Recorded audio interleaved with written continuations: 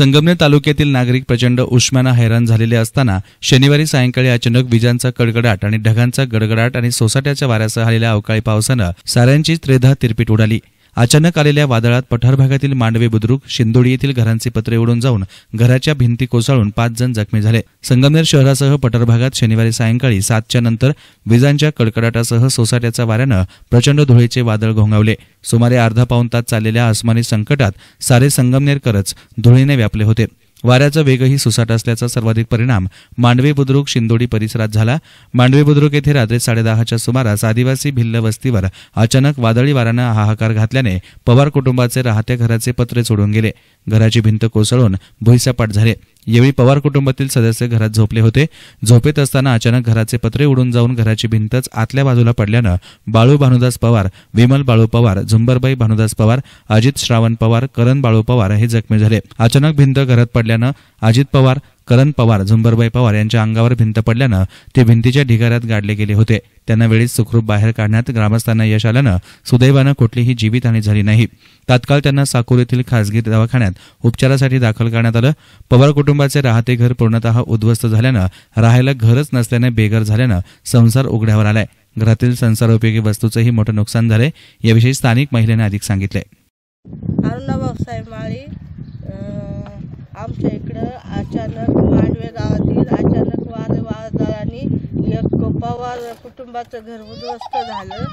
त्यांना आज त्यांची अशी परिस्थिती आहे की त्यांना राहायला घर नाही, त्यांचं काही राहिलेलं नाही आहे, कपडा नाही, अन्न पाणी नाही। तातडीने शासनाने तातडीने त्यांचा विचार करावा। आम्ही ना 10:30 वाजता वादळ आलं आणि वादळ आलं तर पत्रावर उडाला आणि ती भिंत आमच्या अंगावर पडली। आम्ही 6 जण घरात होतो आणि मग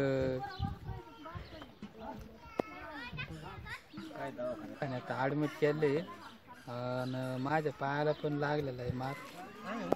मग पोरं आम्ही विटा खालून काढले, खाली दबले होते विटांखाली।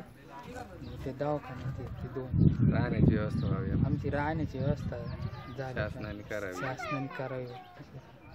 दरम्यान मांडवे परिसरातील शंकर पाराजी धुळगंड यांच्या राहत्या घराच्या पडवीचे पत्रही उडून गेलेत, तर लिंब फाटाजवळील हनीम गुलाब सय्यद यांची दुकानाची टपरी उडून गेली। कुसुम अंतून बागुल यांच्या राहत्या घराचे पत्रे उडाल्यानं नुकसान झाले। नाना किसन उमाप यांच्या टपरीचे पत्रही उडाले। काळू सीताराम उमाप यांच्या राहत्या घरावर लिंबाची फांदी पडल्यानं नुकसान झालंय। कोटे फार्म हाऊस जवळ झाडेही पडल्याची माहिती आहे। याचबरोबर शिवप्रभात सेवाभावी ट्रस्टचे संत निवासाच्या पडवीचे पत्रे, पाण्याची टाकी उडून गेली। शौचालयाचे दरवाजे तुटून नुकसान झाले।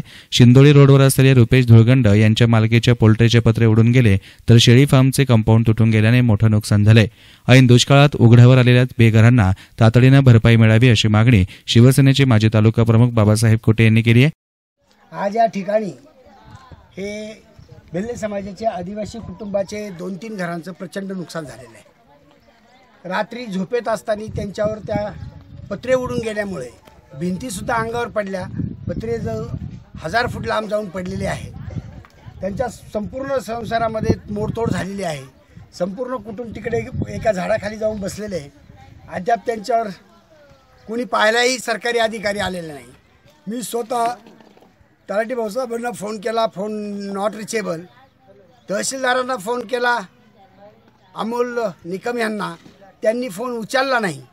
शेवटी गावच्या कोतवालाला पाठवलं, त्यांनी सांगितलं का मी त्यांच्या दुसऱ्या फोनवर फोन करून कळवलेले आहे, ते येत आहेत। पण आता 11 वाजले, अद्यापही कुठलाही सरकारी कर्मचारी ह्या स्थानी उपलब्ध झालेला नाही आहे। ह्या जागेचा पंचनामा करून त्यांना लवकरात लवकर त्यांचं पुनर्वसन व्हायला पाहिजे। त्यांचं प्रचंड नुकसान झालेलं आहे। त्यांच्या दृष्टीने 10-20 हजाराचं नुकसान म्हणजे खूप मोठं नुकसान आहे। पायी करून त्यांनी घरं उभे केलेले आहेत, सामान जुळवलेलं आहे आणि ते जर ते उपस्थित नसेल तर अशा वेळेस सरकारी कर्मचारी रात्री 11 वाजता त्यांना दवाखान्यात नेलेलं 4 जणांना सरकारी दवाखान्यात कोणी कर्मचारी उपलब्ध नसल्यामुळे ते डॉक्टर वखार यांच्या खाजगी दवाखान्यात गेले, तिथे उपचार करून घेतले। तिथं त्यांनी रात्रभर त्यांना ॲडमिट केले। आता त्यांना 11 वाजता सोडणार आहेत, ते लोक इथे येतील। ह्या अशा परिस्थितीमध्ये निरुत्साही असं शासनाचं धोरण झालेलं आहे। ह्या तालुक्याच्या प्रतिनिधींनी साधा फोनसुद्धा केला नाही। गावचा सरपंच इकडे आलेला नाही। अजून कोणीही इथे आलेलं नाही आणि अशा परिस्थितीत अतिशय दुर्दैवाची गोष्ट, त्यांचं लवकरात लवकर पुनर्वसन व्हावं अशी मी विनंती करतो. अचानक झालेल्या विजांचा कडकडाट, ढगांचा गडगडाट आणि सोसाट्याच्या वाऱ्यासह आलेल्या अवकाळी पावसानं पुणे नाशिक महामार्ग आणि कोल्हार-घोटी राज्यमार्गावर काही वेळ वाहतूकही विस्कळीत केली होती. येथे पडलेल्या पावसामुळे जनजीवन काही वेळ विस्कळीत झालं होतं. तलाठी गणेश शिंदे यांनी घटनास्थळी जाऊन पंचनामा केल्याचीही माहिती मिळते. कॅमेरा पर्सन किरण पुरीसह नितीन शेळके, एस9 मीडिया, संगमनेर.